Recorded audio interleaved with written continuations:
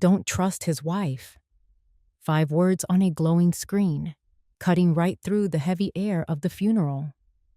The bells at our church were still tolling for my boy Dany, but in that moment, I realized the goodbye was just the beginning of a much darker story. Hello there. I am Kelly. The Florida sky is looking a bit gray today, mirroring the heaviness in my own heart. At nearly 70 years old, after a lifetime of nursing others back to health, I thought I had seen every kind of pain there was. But the hardest lesson did not come from a hospital bed. It came from my own flesh and blood. Before I take you back to that day, I want to send a warm greeting to each of you. I hope the sun is shining where you are, and that you have a nice cup of warm tea nearby. If you believe a mother's love can light the way through the darkest valley, please let me know by hitting that like button or leaving a small prayer for us. Now, let us go back to that afternoon, where the funeral music was still ringing in my ears. I stand on the cemetery grass, my old legs shaking beneath me as the Florida humidity hangs heavy in the air. The thick, sweet scent of funeral lilies is making me nauseous. Stephanie has her head on my shoulder, crying like her heart is breaking. But all I feel is this strange, cold emptiness. My mind drifts back to dinner just 2 weeks ago. When Dany reached for the salt, his sleeve slid up just an inch, and I saw them. Deep, finger-shaped bruises were wrapped around his thin wrist like a hateful bracelet. Being a nurse for so many years, my heart just about stopped right there at the table. He caught me looking, pulled his sleeve down, and muttered something about bumping into a cabinet door. Now, staring at this closed casket, they told me the body was too damaged after the climbing accident to let me say a real goodbye. My chest feels like it is being crushed by a physical weight. Between the way inflation has been driving up every little thing and the staggering cost of this funeral, I am nearly wiped out. And I know Medicare won't be helping with this kind of heartache. Suddenly, my purse vibrates. A text notification flashes, and my breath hitches when I see it is from Dany's number. My heart stops. I steal a quick glance at Stephanie. She is busy soaking up sympathy from the neighbors, playing her part to perfection. I open the phone with trembling fingers. The message says, "Mom, I am alive. Do not trust my wife. The world around me just falls apart." All those shaky stories Stephanie told about the mountain rescue and the team not being able to recover him, it all starts to feel like a terrible, twisted play. She is standing right there, just steps away, acting like a poor, broken widow while my boy might be hiding somewhere, hurt and terrified. I can feel my blood beginning to boil. A fire is waking up inside this old woman that I have never felt before. I have to keep it together. I cannot let her see me shake or know that the ground has shifted. I tuck the phone away and look deep into Stephanie's eyes, and for the first time, I think I see the cold ice hiding behind those crocodile tears. I have to find the truth before it is too late. That night, back in my quiet, empty house, I started looking back through every memory, trying to find exactly where I missed the signs. I sit alone in my living room, the dim light from my old lamp casting long, tired shadows against the wall. My mind wanders back to that $50,000 I pulled from my hard-earned retirement fund to help them buy their house. Back then, I thought I was helping my son build a foundation for his family, a real home. But now, I cannot help but wonder if I just bought him a gilded cage.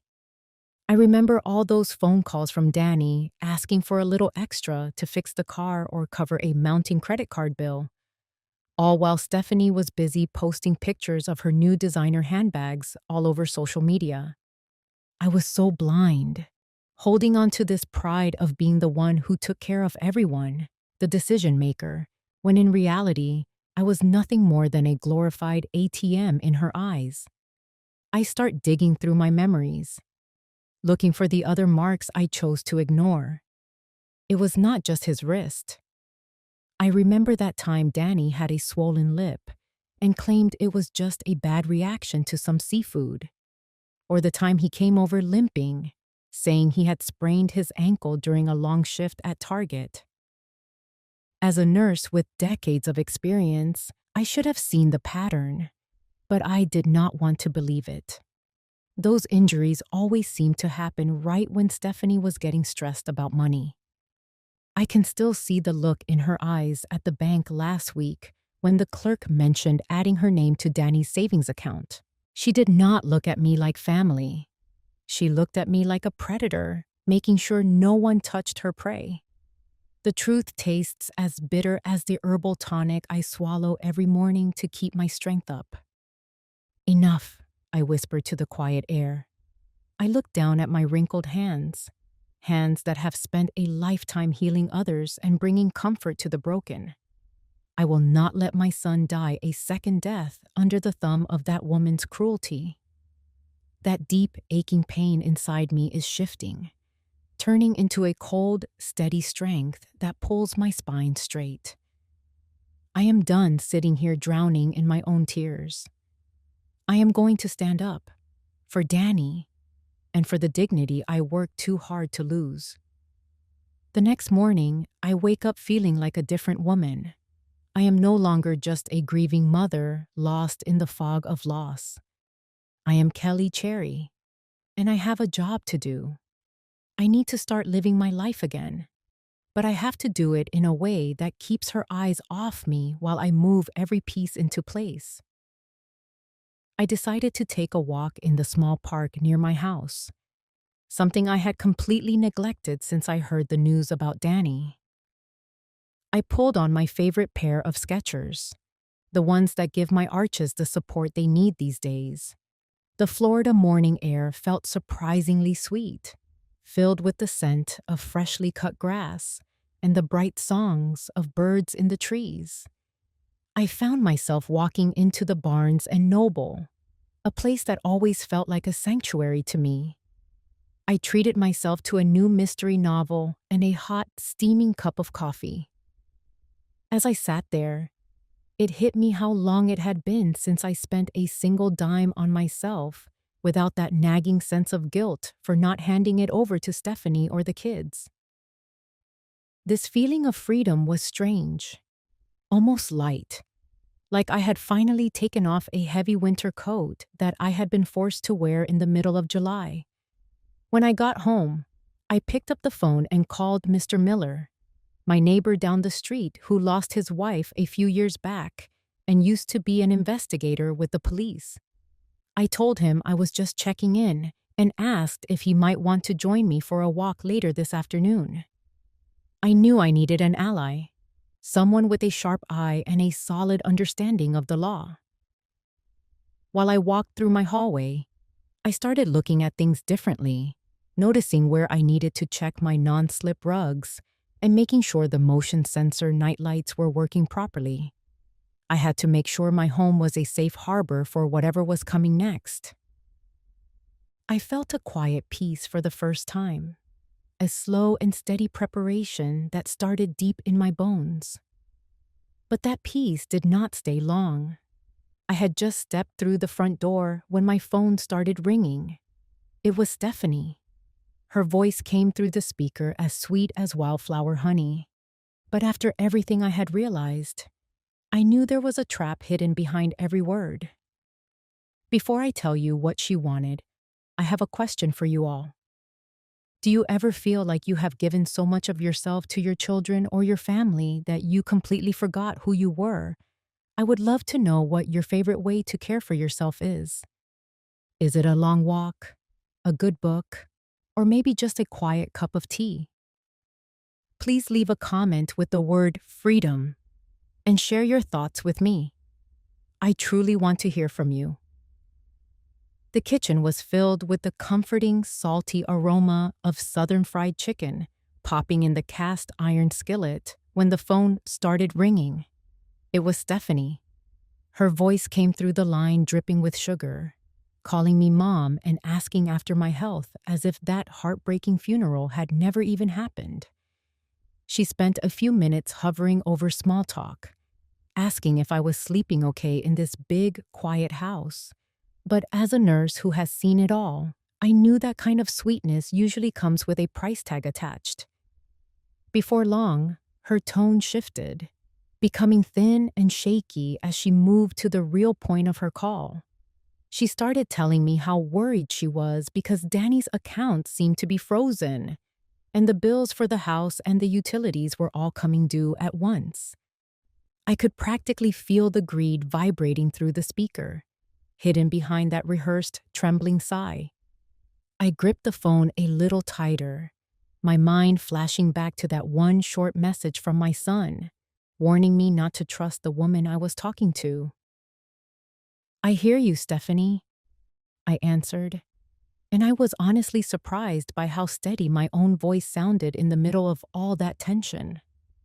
I told her that with Dany being gone, everything was just so complicated right now, and I thought it would be best for both of us to wait until the lawyers finished looking into the inheritance and the legal paperwork. There was a long, heavy silence on the other end, the kind that feels like a storm cloud moving in. Then, the sweetness was gone.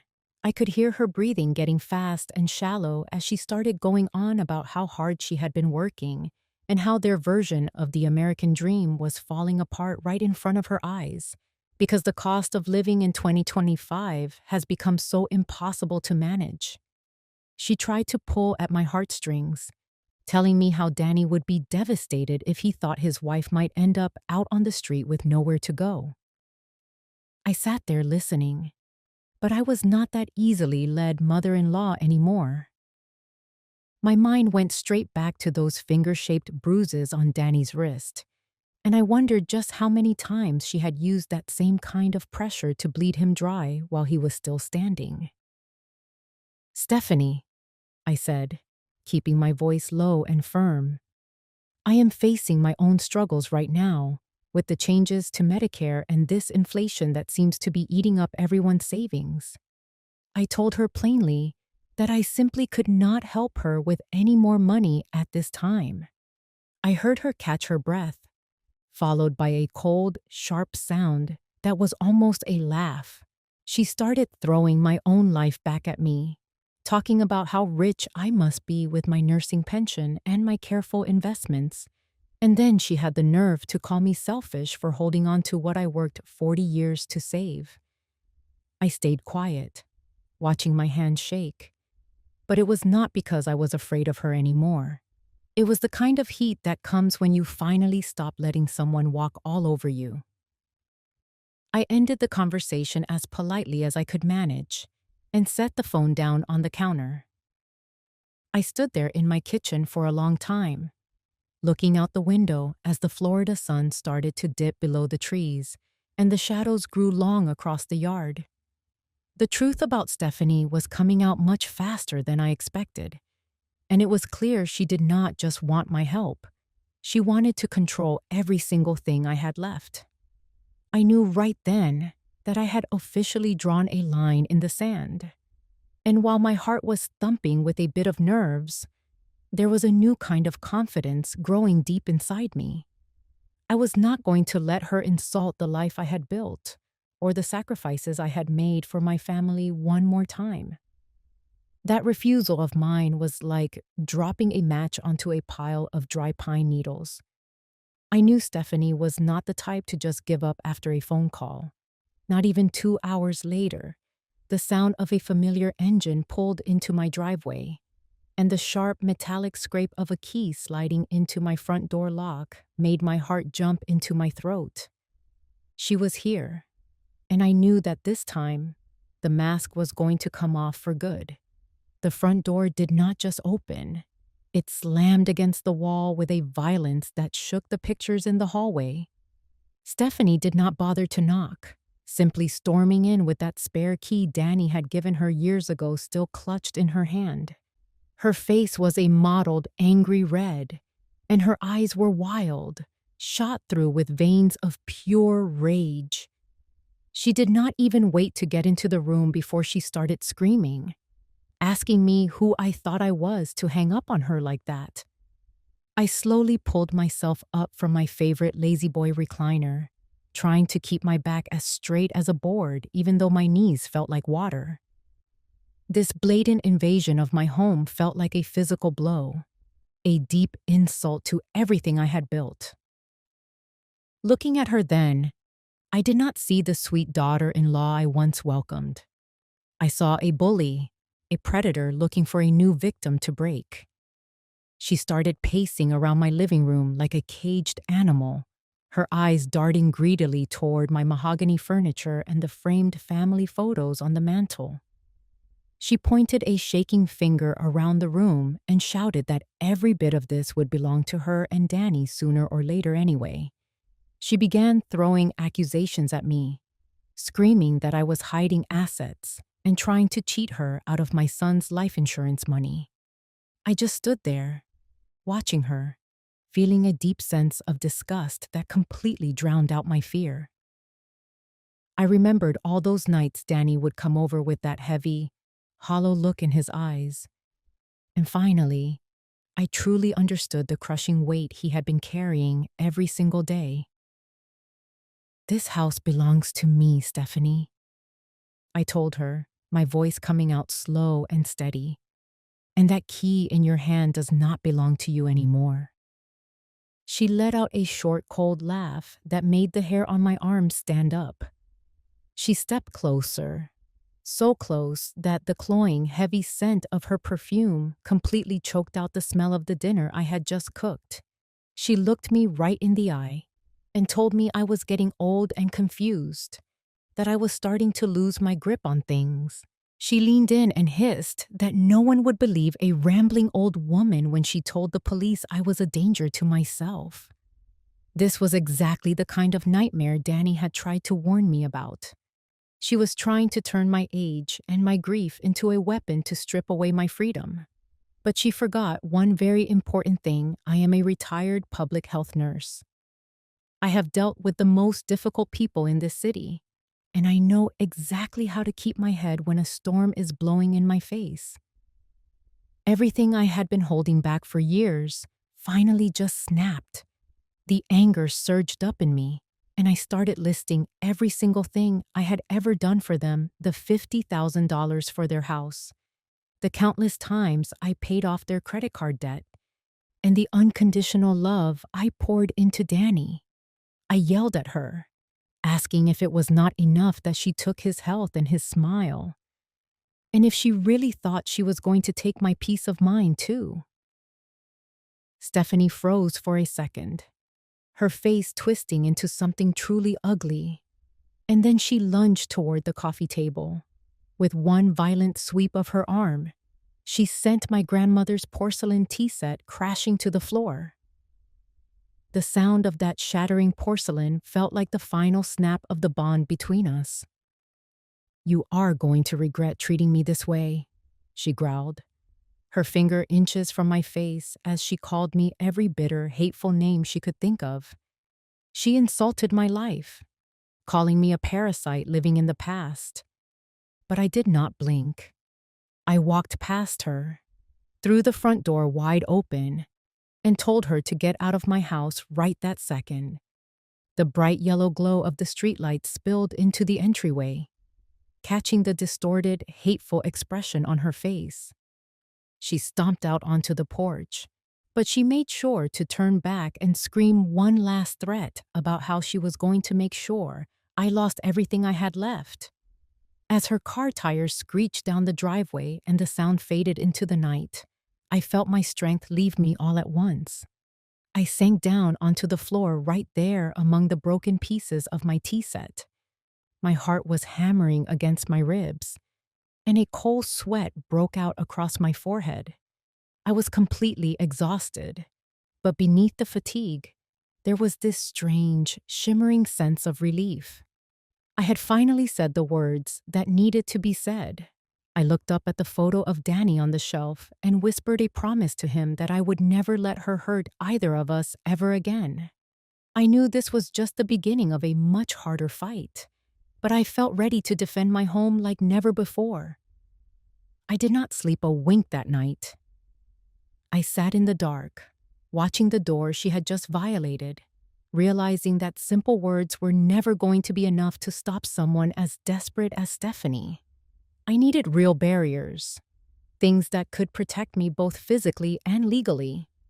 As the very first light of the 2025 dawn began to creep over the Florida horizon, I knew I had to move fast to turn this house into a fortress that she could never touch again. By 8 o'clock in the morning, I was already standing outside the doors of Home Depot. I spent my life taking care of people, but today, I was learning how to take care of myself. I walked straight to the hardware aisle and picked out the latest smart lock systems, the kind that connect to your phone and keep a digital record of every person who comes and goes. I also grabbed a Ring security system with enough cameras to cover every single corner of my property. When I went to pay with my credit card, it hit me that I needed to draw a clear line in the sand with my money too. I drove over to the Wells Fargo branch and requested to close out any joint access and move every penny of my savings into a new account under only my name. I even set up those new biometric security layers they have now, using my own fingerprint and face to make sure no one but me could ever touch my hard-earned retirement again. Next, I headed to the office of a lawyer who specializes in protecting seniors. I had found his name through an AARP travel and services guide. I keep on my coffee table. I sat in his quiet office and laid it all out for him the suspicious way my son Dany was gone, the way Stephanie had been threatening me, and how she forced her way into my private sanctuary. The lawyer looked at me with eyes that had seen this story far too many times. He told me flat out that I had every right to change my will and revoke any power of attorney papers that might be floating around. We sat there and started drafting the legal documents to protect Dany's estate and my own home from being swallowed up by Stephanie's greed. Having the weight of the law standing behind me made me feel like I finally had a real floor under my feet again. When I got back home, I did not wait for help. I started the work of changing those locks myself. My nursing hands have a bit of arthritis in the joints these days, but they were still steady enough to turn those final screws into the door frame. When that new lock clicked into place with a solid, heavy sound, it was the most beautiful thing I had heard in days. I sat down with my iPad, the one I usually use for reading and keeping up with the news, and installed the security apps. I zoomed in on the screen so I could clearly see every movement outside my front porch. Now, every time someone steps onto my walkway, my phone gives a little vibrate to let me know. That sense of privacy that had been trampled on was finally starting to grow back, one piece at a time. I knew I had to protect myself in the digital world too. Following the lawyer's advice, I went through my phone and blocked Stephanie's number and all her social media profiles. I spent the afternoon changing my email passwords and updating every online account she might have ever had a chance to see. In this fast-moving world of 2025, being quiet online is a powerful way to stay safe. It felt like I was carefully cleaning out an infected wound, bit by bit. It was painful to have to do it to someone I once called family, but I knew it was the only way I was ever going to heal. Later that afternoon, I sat down to organize my most important papers. That is when I found Dany's life insurance policy tucked away in a folder. When I saw the amount of the payout, my heart just sank. It was more than enough money to explain why Stephanie was in such a hurry to stage his death and push me out of the way. I tucked that paper into my legal file, my chest aching as I realized my son had been turned into nothing but a payday in her eyes. But that pain just made my resolve even stronger. I will not let a single cent of his legacy fall into the hands of the person who made his life so miserable. By the end of the day, I was sitting in my bright, clean kitchen, watching the live feed from my security cameras on the counter. I had done everything a person could do to build a wall around their life and their family's history. But as I looked at that quiet, empty driveway on the screen, I realized that locks and cameras can only do so much. These walls can keep people out, but loneliness can still find a way to eat at your spirit if you are not careful. I understood that I could not finish this fight all by myself. I needed the strength of my community and the neighbors I had spent so much time ignoring while I was busy looking after everyone else. I was just about to get up and put the kettle on for a cup of tea when I heard a soft, steady knock at the door. I looked at my camera screen and saw Mr. Miller standing there, holding a warm tray of home-baked muffins. He had this look of genuine concern on his face, the kind you only see from someone who really cares. I suppose the commotion at my house last night did not slip past the sharp eyes of a retired investigator after all. I opened the door to Mr. Miller, and the warm, spicy scent of cinnamon rolls filled the entryway, carrying a kind of neighborly warmth that I had not felt in far too long. "I saw you out here changing those locks and putting up those cameras, Kelly," he said, his voice carrying that deep, steady southern drawl that always felt like a comfort. "If you need a strong pair of hands for anything at all, you just let me know." I invited him in, and for the first time in weeks, I let my guard down and told someone everything.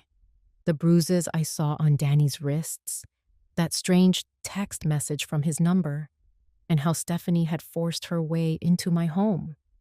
Talking about it out loud felt like a massive stone was finally being lifted off my chest.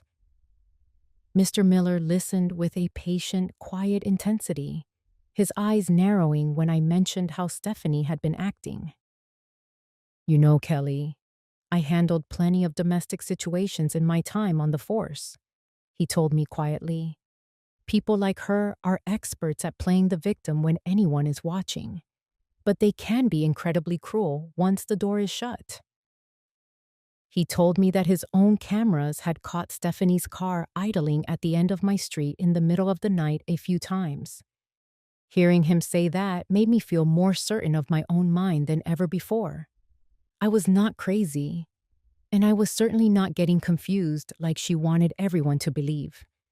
Before he left, Mr. Miller reached out and took my hand in his, a grip that was rough from years of work but solid and steady. "You are not in this alone, Kelly," he promised. "This community has your back. Tomorrow morning, I want to introduce you to our group at the church. They will help you keep your spirits up and make sure you stay strong." I watched him walk back toward his own fence, and a deep sense of gratitude washed over me. This connection was the exact medicine I needed to keep from falling apart before the next storm hit. With Mr. Miller's encouragement, I felt a new kind of energy to face the things I had been avoiding. I went into Dany's old room and started sorting through things, hoping to find any little piece of the puzzle I might have missed. While I was moving a stack of his old books, a small object slipped out and hit the floor, making my heart skip a beat. Before I show you what I found, I want to ask you something. In your hardest moments, has a neighbor or an old friend ever stepped up and changed everything for you? Do you believe in the power of people looking out for one another? Please leave a comment with the word "Allie" if you have ever felt that kind of unexpected support. I would love to hear your stories. I spent most of that afternoon in Dany's old bedroom, not to clear out his things, but to reclaim what truly belonged to him. Moving past his Target brand gym clothes and those worn Skechers he swore by for his long shifts. My fingers caught on the edge of a small wooden box tucked far back in the closet. It wasn't filled with old photos or childhood trophies. Instead, I pulled out a small, scratched-up USB drive and a stack of bank statements that had been rerouted to a P.O. box I had never seen before. With Mr. Miller sitting at the kitchen table ready to help, we opened the first set of files. My heart dropped into my stomach as I saw the pictures Dany had taken of himself in the bathroom mirror. He had documented everything: the jagged scratches down his shoulders, his swollen, split lip, and the dark, angry bruises blooming around his ribs. This was his black box, his evidence, a silent record of the physical abuse he had been suffering in the shadows of that house. A thick sense of nausea hit me as I read the saved email threads. They showed Stephanie talking to someone about streamlining the inheritance and finding ways to manipulate Dany into signing over his power of attorney. She had been planning to strip him of his assets and his life insurance for years. One particular message sent a chill through me. It stated that, if he were out of the picture, everything would come to her legally through the will. It was clear she viewed my son as nothing but a paycheck to fund that $5 million American dream people talk about in 2025. To her, his life was just a financial tool. I kept digging and found hidden piles of unpaid bills and letters threatening to disconnect the power, things she had never told him about. While she was busy showing off designer bags on her social media, my son was living in constant fear of losing the roof over his head. As a nurse with 40 years under my belt, the realization hit me like a physical weight. Dany wasn't suffering from some mysterious health issue or early confusion. He was being systematically broken down by her insults, her yelling, and the way she made him feel utterly worthless every single day. Any lingering hope I had for a peaceful ending to this family tragedy died right then and there. I did not hesitate. I copied every single document and sent the whole digital trail to my lawyer to be used as our secret weapon. The truth of it all left me sitting in the silence of his room, feeling more awake than I have in years. Stephanie had looked at me and seen a weak, grieving old woman who would be easy to push around. She thought my age made me a target. But this evidence changed the whole game. I took a long, shaky breath and felt a cold, hard clarity take over my mind. There is no going back now, and there will be no deals. I am going to find justice for Dany's honor and for the safety he was too afraid to ask for while he was being mistreated in his own home. When the sun finally went down, I felt the heavy exhaustion of a long day. I stepped out into the backyard, near the spot where my husband used to take care of his garden. I stood there in the quiet, asking for the strength of those who loved us to guide me through this final journey for our family's legacy. I sat back in my late husband's old recliner, the worn leather feeling like a familiar embrace. My fingers traced the edges of our wedding photo, the paper soft and yellowed by time. In the stillness of the house, I could almost hear his deep, steady voice whispering that I was the strongest woman he had ever known. We had faced so much together, including those hard years in the 70s when inflation made every penny a struggle.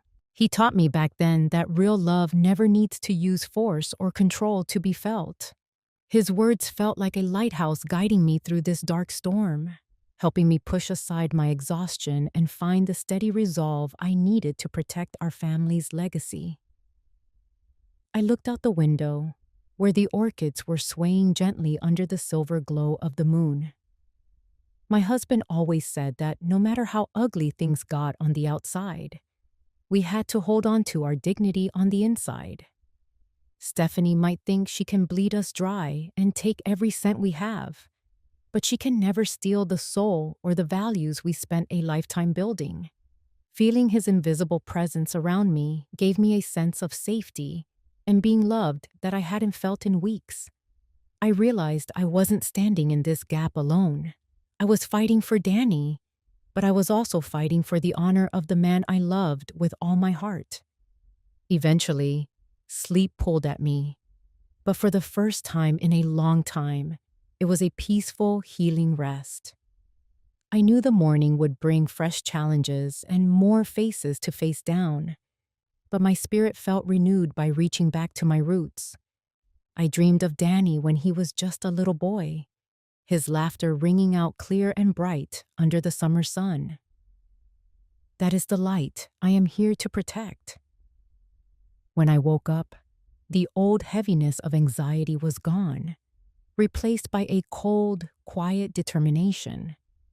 I was going to be the final fortress for my son, no matter what kind of ugly tricks Stephanie tried to pull next. The quiet of the morning didn't last long, though. It was broken by a sharp, hollow knock at the door. It wasn't Mr. Miller's friendly tap or Stephanie's frantic banging. Standing on my porch was a woman I didn't know, wearing a badge that said Social Services. Stephanie had moved on to her cruelest move yet, trying to attack my very sanity. The social worker stood on my porch with a heavy manila folder clutched to her chest. Stephanie had truly gone for the jugular this time, reporting that I was showing severe signs of memory loss and Alzheimer's, and that I was no longer capable of taking care of myself. This was a calculated, venomous attack on the one thing every senior woman in Florida fears most: the loss of our independence. She wanted to use the system to lock me away in a nursing home so she could clear the path to my house and whatever was left of Dany's estate. I felt a wave of pure, hot indignation rise up in my chest, but I knew that if I raised my voice even an inch, it would only play right into her hands. I had to stay as calm as the eye of a hurricane. I invited the woman inside, making sure to move with the steady grace I had practiced for 40 years as a nurse. Luckily, I was prepared. I had all my Medicare records organized in a neat binder, and I didn't hesitate to show her my mental clarity. I answered her questions about the day, the year, and my surroundings without a single skip in my step. I even walked her through my daily health routine, pointing out the calcium and vitamin D I take for my bone health and the omega-3 fish oil I keep on the counter for my brain. My sharp mind was the loudest evidence I had against Stephanie's lies, and I made sure every word I spoke was clear and intentional. When the social worker mentioned that Stephanie was deeply concerned because I spent time talking to my late husband, I didn't let it rattle me. I gave her a gentle smile and explained that talking to those we love who have passed on isn't a sign of a broken mind. It's just how we keep their spirit alive in a quiet house. To prove I was still the captain of my own ship, I pulled up my iPad and showed her the Ring security system and the smart locks I had personally overseen the installation of just days ago. I scrolled through my Amazon history, showing her the educational books and toys I'd recently bought for my grandkids, proving I was still making sound decisions for my family every single day. The tension in the room spiked when Stephanie suddenly showed up, bringing a private doctor along with her. She tried to force me into a mental competency exam right there in my own living room, her face twisted into a mask of fake concern. I looked her dead in the eye, seeing the raw greed she couldn't quite hide. I told her flat out that I was refusing that private exam and, per my lawyer's instructions, I was requesting an independent assessment from a court-appointed professional. Stephanie lost it then. She started shouting, accusing me of being manipulated by Mr. Miller and anyone else who wasn't on her side. Her losing control right in front of the social worker was exactly the crack in her armor I needed to show. The social worker's face began to change as she watched Stephanie's aggressive outburst. It was clear that this was not the behavior of a grieving, worried daughter-in-law. I seized that moment and brought out the USB drive containing the evidence of what had really been happening to Dany. I told her that the real reason Stephanie wanted me isolated and silenced was sitting right on that drive. As the photos of the bruises and the emails about her financial schemes appeared on the screen, the room went cold. The silence in the room was suffocating. Stephanie stood there, her face going pale as the truth came out about how she'd been hiding Dany's walking aids and using the silent treatment as a way to punish and break him. She had been caught in the very trap she had tried to set for me. The social worker was writing everything down now, her eyes moving from the screen back to Stephanie with a look that was no longer sympathetic, but deeply suspicious and disgusted. The meeting ended with the tide completely turned in my favor. I had not only proven I was as sharp as ever, but I had exposed Stephanie's dark intentions to the very agency she tried to weaponize against me. The feeling of being violated was being replaced by a rock-solid resilience. I knew I had just climbed a massive mountain, but I also knew that the real battle was going to be in that courtroom, where everything would finally be settled for good. After that day, Stephanie went completely quiet, disappearing from my life for a little while. But I knew that silence wasn't peace. It was just the heavy weight before a storm. Sure enough, a week later, I officially received the legal papers from the court. The lines were drawn, and I was ready for the final showdown. My friends, have you ever had someone you trusted try to turn your own life against you with lies? In this 2025 season, where we are all focused on staying healthy and getting our vaccines, we have to remember that protecting our peace of mind is just as important as anything else. Please leave a comment with the word alert if you know the importance of staying sharp and standing your ground against those who try to manipulate you. I truly value your support. I sat in my lawyer's office, the air quiet and heavy with the weight of the thick file spread out between us. We went over every piece of paper one more time, looking at the clear evidence of how Stephanie had been draining Dany's life away before he even disappeared. There were records of massive, unexplained withdrawals and several checks where she had clearly tried to forge Dany's signature. It was a systematic effort to strip him of everything he owned. Just as we were finishing, her legal team sent over a settlement offer. They proposed that if I dropped the abuse charges, Stephanie would give up her claim to the house, but keep the entirety of the life insurance payout. It was a desperate move to avoid the public eye of a courtroom, a deal that valued money over the suffering my son endured. I looked down at my hands and thought about the bruises on Dany's wrists and the fear in his voice. Without a single moment of hesitation, I told my lawyer there would be no compromise. We were going to see this through to the very end. We spent the afternoon gathering our allies, the people who were ready to stand up for what is right. Mr. Miller was there, firm and steady, prepared to testify about every suspicious time he saw Stephanie's car lurking around my property in the middle of the night. My old friend also joined us, ready to speak clearly about the heartbreaking changes she saw in Dany's spirit from the day he married that woman. The office felt charged with a quiet, powerful energy. We weren't just prepared for a legal proceeding. We were standing in the gap for a man who had been denied the basic right to feel safe in his own home. I realized then that I was no longer just a mother mourning her son. I was part of a circle of strength that wouldn't be broken. I went home and spent hours reviewing the footage from my Ring security cameras. I watched the recordings of the night Stephanie forced her way inside, seeing her disrespect my home and tear apart my memories as if they meant nothing. Every frame was saved and backed up, a digital witness to her harassment and the way she tried to terrorize me in my own sanctuary. Surprisingly, I felt a strange and deep sense of calm. The old, shaky fear had been replaced by a focused, strategic resolve. I knew the truth was on our side, and that truth was going to be the most powerful force we could bring before the judge. The night before the trial, I moved through my house with a steady purpose. I pulled out my best navy blue suit, the one I used to wear for important board meetings and presentations back when I was still working at the hospital. I laid it out carefully, making sure every button was secure. I checked my purse one last time, ensuring I had my identification and my Medicare cards tucked away, just in case the stress of the day became too much for my health.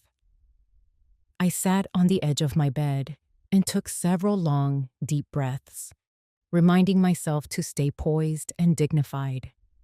Dany is out there somewhere, still hiding, and his chance at a real, free life depends on me winning this struggle tomorrow. I looked out at the dark Florida sky and felt a quiet strength in my bones. I was ready for the final day.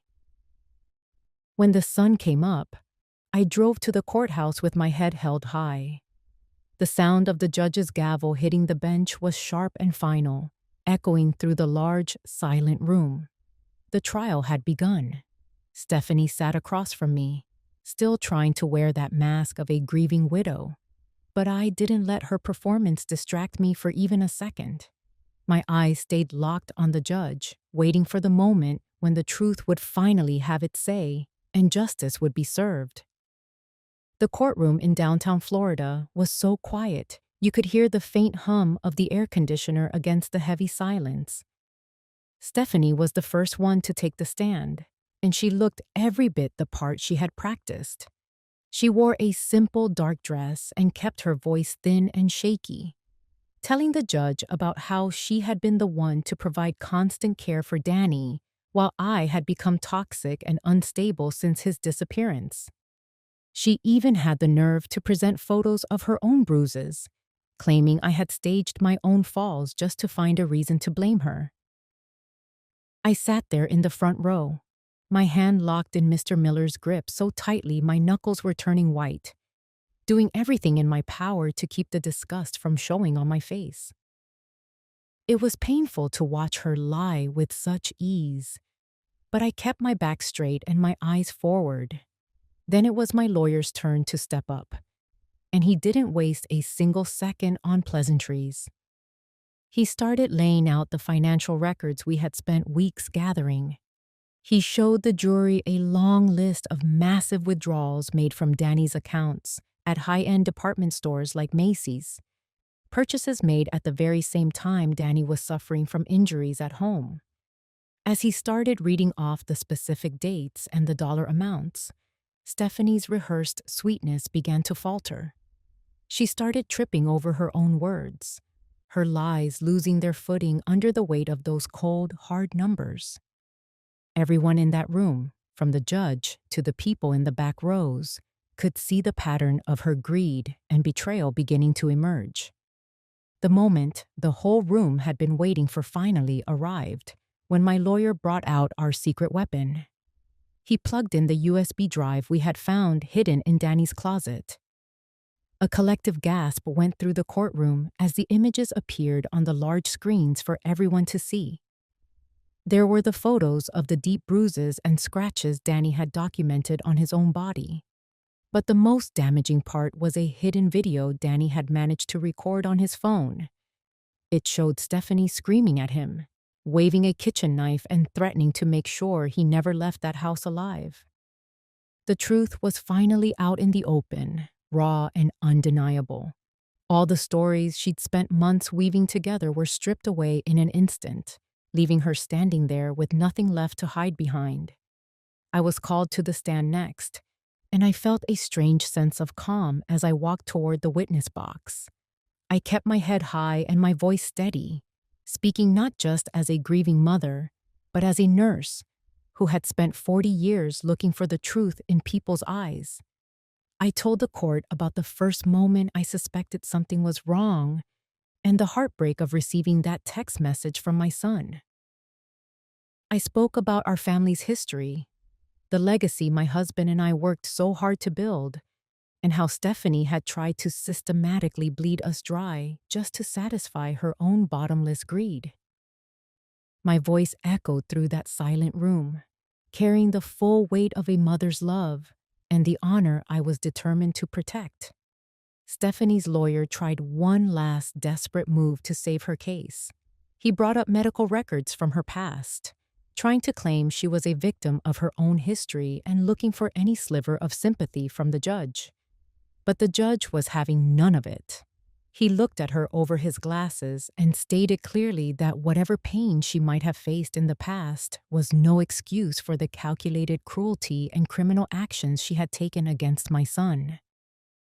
At that moment, Stephanie completely lost her composure. She started screaming at everyone in the room, accusing the court, the police, and even me of a massive conspiracy to ruin her life. The image of the poor, broken widow was gone for good, replaced by the reality of a desperate, dangerous woman who had finally been backed into a corner. The tension in the room was so thick, it felt like a physical weight against my chest. The judge finally struck his gavel against the bench, and the sound was like a thunderclap that ended the long nightmare. He handed down the final verdict, and it was the justice we had prayed for. Every single one of Stephanie's claims to the inheritance and the house was denied. She was found guilty of financial fraud and aggravated assault, and the judge added a stern lecture about the immorality of her actions against a vulnerable family member. I felt a massive surge of relief run through my entire body, and the tears I'd been holding back for months finally started to fall. It was a feeling of lightness I thought I had lost forever.